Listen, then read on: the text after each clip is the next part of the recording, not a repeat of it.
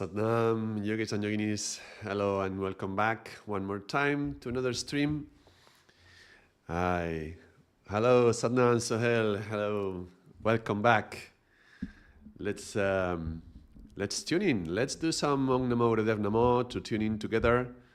And yeah, I have a new position of the microphone. I hope it's gonna work well.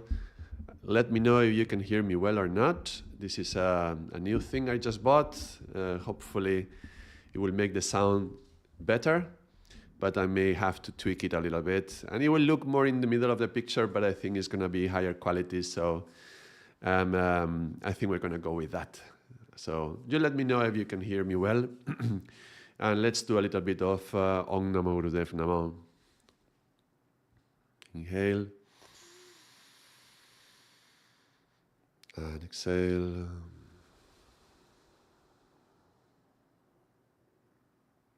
And inhale to chant. Om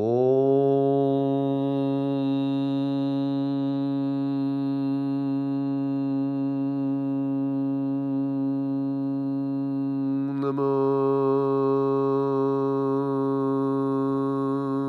Gurudev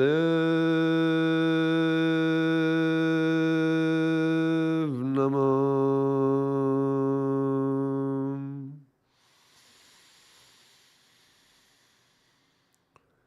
Om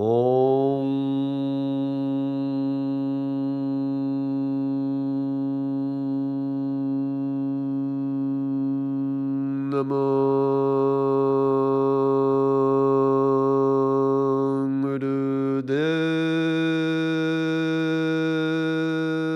Namo.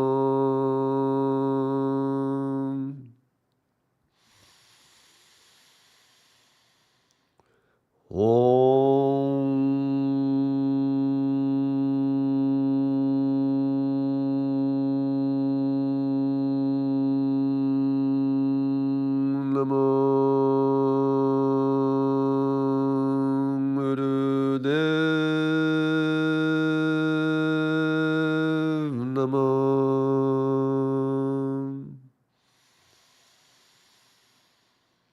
Adguru Namo, Jugadguru Namo, Sadguru Namo, Siddhigurudeva Namo.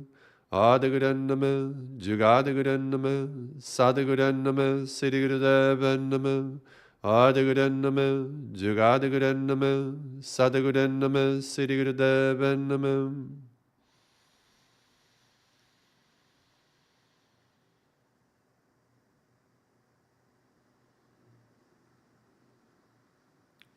Vaheguru. Satnam and welcome. So, what are we going to do today? I have nothing planned for today. I'm totally free and available. So let me know what would be your preference. Would you like to talk about something in particular? Would you like to suggest a topic, a theme, a question, something that you would like to share? Or would you like to do some particular practice? Would you like to do like a little meditation or chanting some mantras or relaxation? What is it that you would like to do? Satnam Michael, hello and welcome to the stream.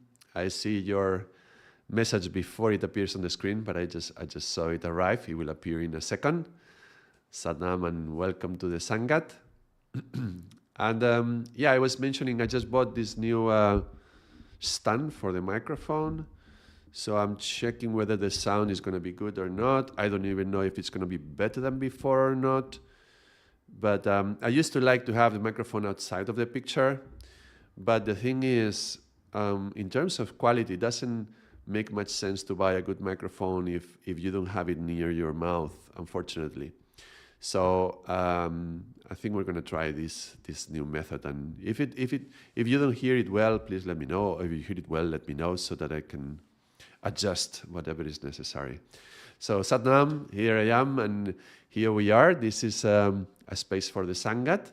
So whatever the Sangat likes to do, we will explore it. I have a feeling today to do more meditation. That's, I don't know, something in myself asks for meditation. Michael suggests some mantras. Is there some particular mantra you would like us to chant? Do you have any particular preference? What kind of mantras do you chant, Michael? What do you like to chant? And Sohail as well. Sound is fine? Good, thank you. Excellent. All right. And yeah, tell me what kind of mantras would you like to chant, and maybe we will do some meditations on sound and silence, maybe something like that. Let me just say something about silence as well. The other day we were talking about how on the mind, and somebody was asking, but wait a moment, when we are chanting mantras, doesn't it accelerate the mind? And I was talking about how mantras actually protect the mind. They are here to protect us from when the mind is too active and too busy. Michael says, I don't know mantras well, but would like to learn. Yes, well, great. This is the right place to do that. This is my passion. So let's talk about mantras. Heart and throat chakra. Okay, excellent. Good. Thank you. So that's a good suggestion. Yeah. So when we chanting mantras, we are in a way hypnotizing the mind, for the mind not to wander, but to stay with something, in this case, something that we repeat again and again. And if this something that we repeat again and again also opens the heart, then what happens is that the mind can relax and let go, and the heart can open and flourish. So that's a beautiful way to see how mantras are affecting us. I wanted to open a little bit the window to hear the sound of the rain, because I love the sound of the rain, but it's getting a bit cold. Let me just close it.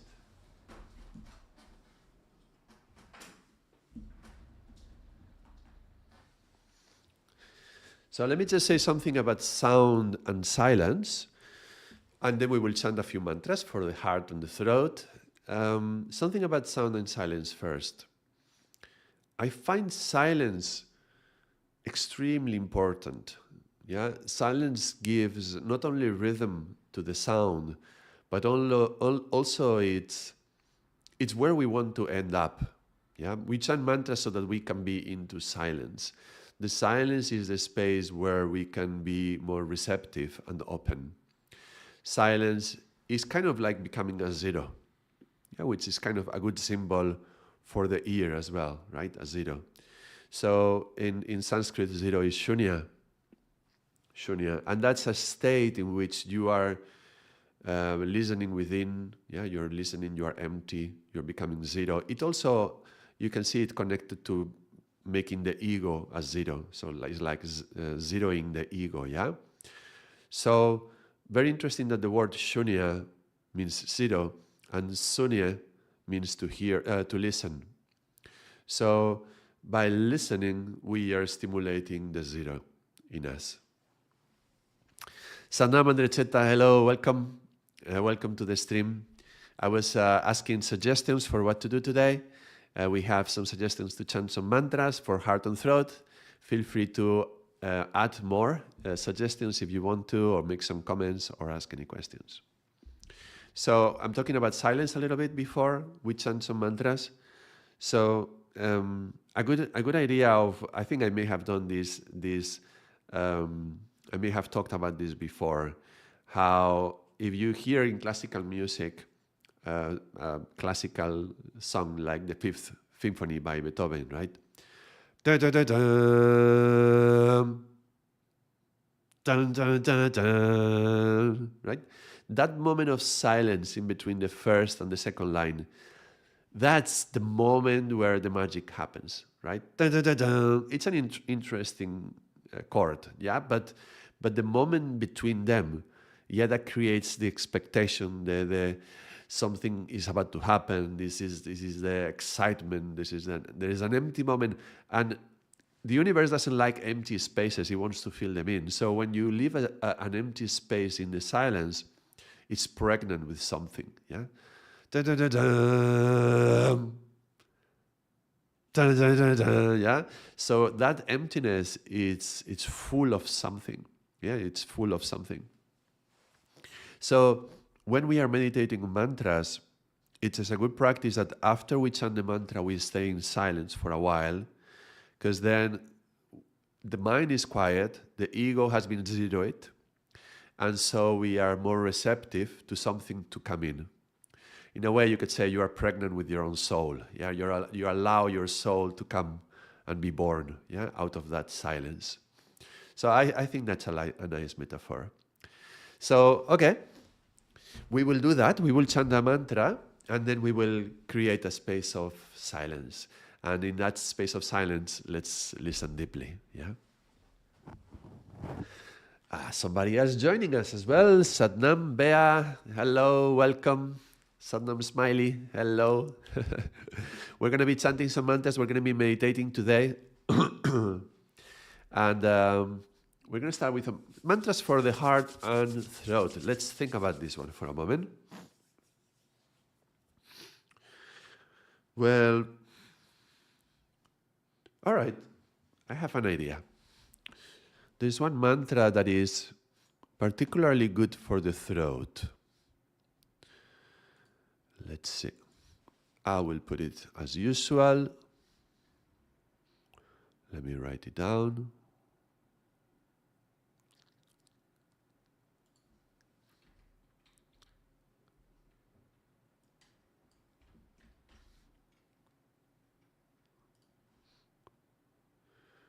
All right.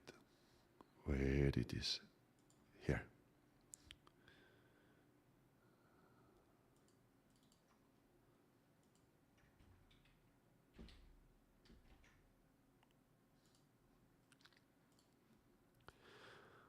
Hummi hum brahm hum.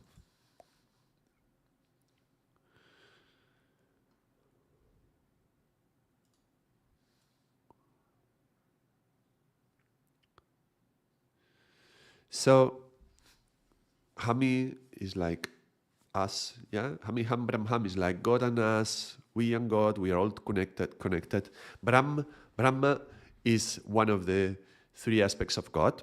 Yeah, Brahma, Vishnu, Shiva is particularly connected to the creative aspect of God. Yeah, God is God, creative, organizing, and destroyer.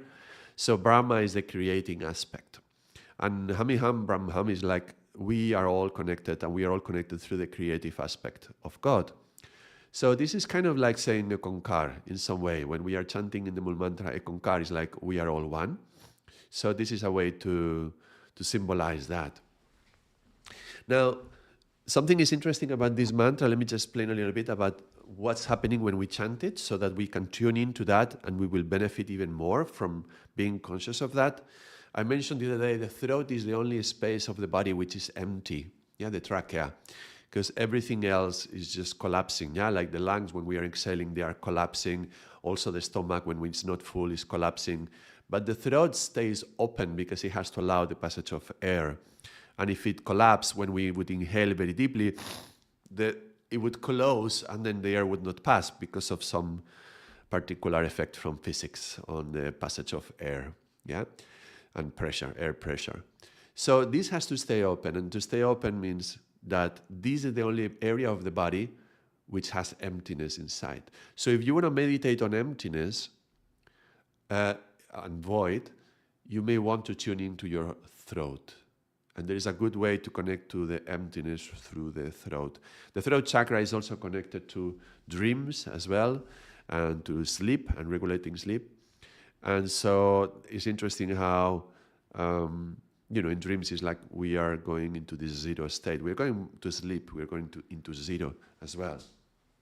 Let's do something. Let's move the shoulders a little bit.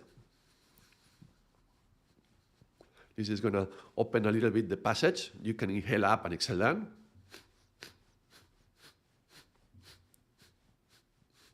And let's do a few circles. We're going to get ready for chanting and a few circles with the head as well. This is also activating the glands here, the thyroid and the thyroid gland, parathyroid. The other way.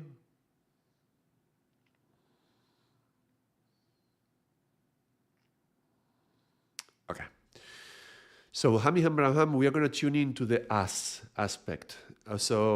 We are all connected. So right now we are connected, in this case through YouTube. So imagine that we are all connected, that there is like a network of nodes. We are all one node in this network.